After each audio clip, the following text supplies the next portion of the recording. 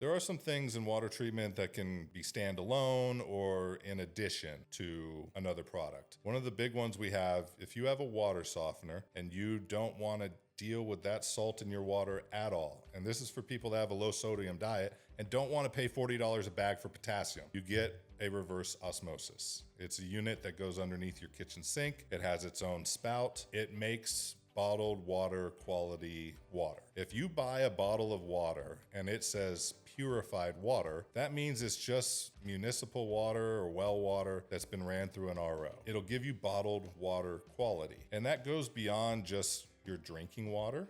Cooking with RO water is far superior. If you are a coffee drinker, you like sweet tea, you bake a lot, any of those things, that RO water is what you want to use. I always tell my customers, if it is an ingredient in it, you're going to get a better product using RO water. And then on top of that, I see people in HEB constantly just loading up pallets, it feels like, of bottled water. What if you just had it at your house yourself? You made it and you don't have to cart it around. You buy the unit and you have bottled water. It's a perfect thing to pair with a water softener. You can do them on their own, but if you have really hard water, you really want a softener as a pre-treatment. You'll have to change the filters a lot more without a water softener, which is still okay. The reverse osmosis unit that we sell it's a Watts quick change system. And what that means is it has all of the filters, there's 4 of them. They're just plastic tubes basically that you can quarter turn twist, pull out, and then put the new one in. We can replace them. We include it as part of our maintenance program, our membership program.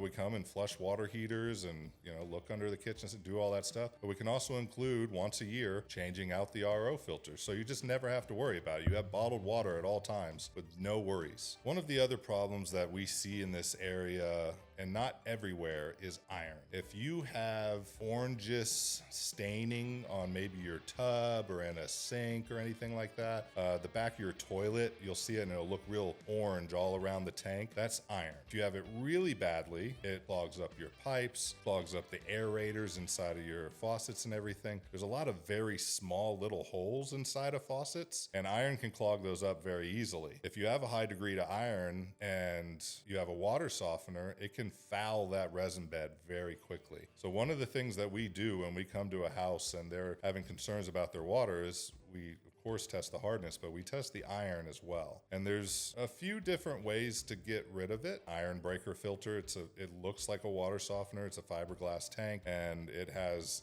media inside it to filter out the iron. One of the other things in water treatment is chlorine. If you're on municipal water, you don't have that much problems with sediment and everything. You might, depending on which part of the system you're on, it happens. But chlorine is one of the things you want to get rid of. Nothing will foul a water softener faster than chlorine in your water. And it's very simple for us to add a carbon filter right before it. If you're on municipal water, like you live in Burnett or Bertram, it irritates your skin. You don't really want to use it in cooking as much. You can almost taste the chlorine sometimes. So adding a carbon filter is a really good thing, not just to improve the quality of your water, but to also protect all of the equipment you have downstream of it.